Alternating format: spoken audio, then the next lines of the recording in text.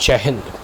देखिए, अभी हम पॉलिटिकल साइंस और इंटरनेशनल रिलेशन के एक प्रश्नों को समझने का प्रयास करते हैं। 1986 में पूछा गया यह प्रश्न है, या क्वेश्चन नंबर 4 है। ठीक है, आइए पहले हम क्वेश्चन को पढ़ते हैं।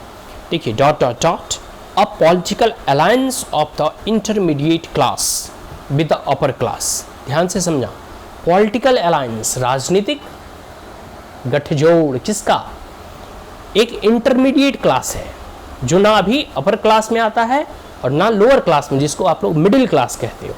ठीक है, तो जो मिडिल क्लास के लोग हैं और फिर अपर क्लास के लोग हैं, इन दोनों का राजनीतिक गठजोड़। देखो ध्यान से सुनो, a political alliance of the intermediate class with the upper class. ठीक है, रिसॉर्टिंग टू सोशलिस्ट आइडियोलॉजी।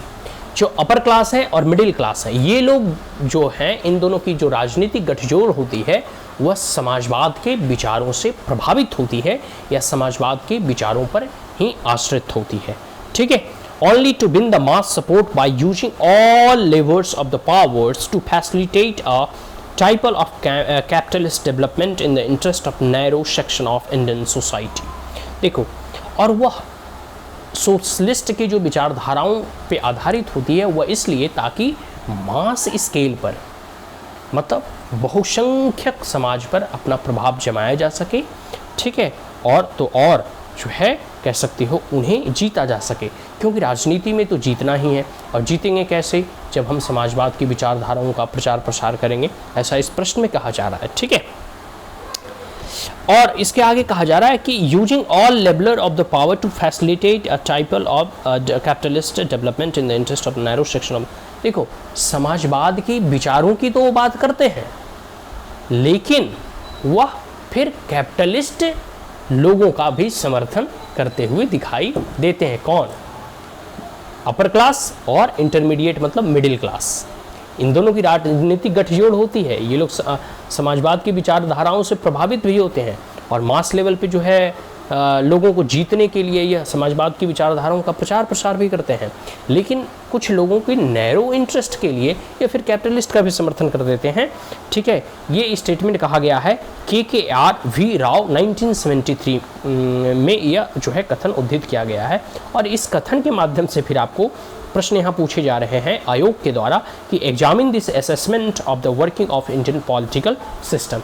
और इस आधार पे जो है आपको भारत में राजनीति किस प्रकार से कार्य करती है, इस पर आपको जो है जो भारत की पॉलिटिकल सिस्टम है, इसके वर्किंग, इसके कार्य करने की तरीके और शैली पर आपको अपनी राय व्यक्त करनी होगी और इसे एग्जामिन करना होगा। समझ में आ गया बात आपको?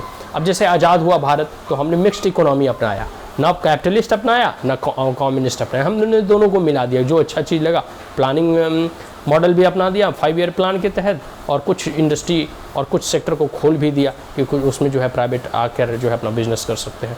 तो हमने मिक्स्ड फॉर्म ऑफ इकोनॉमी अपनाया। महात्मा गांधी वगैरह हो गए या फिर नेहरू वगैरह हो गए, ये लोग कैपिटलिस्ट मॉडल का समर्थन कर रहे थे, लेकिन जैसे जैसे समय बदली, अभी देखो हम लोग, मतलब महात्मा गांधी वगैरह या पंडित नेहरू जो है सोशलिस्ट मॉडल को सपोर्ट कर रहे थे।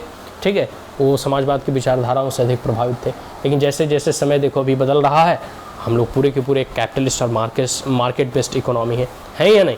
ठीक है, तो इस चीज़ से आप भारतीय जो है राजनीति के सिस्टम को समझने का प्रयास करें और फिर इसे एग्जामिन करें। ठीक है, कि किस प्रकार से भारतीय राजनीति कार्य करती है।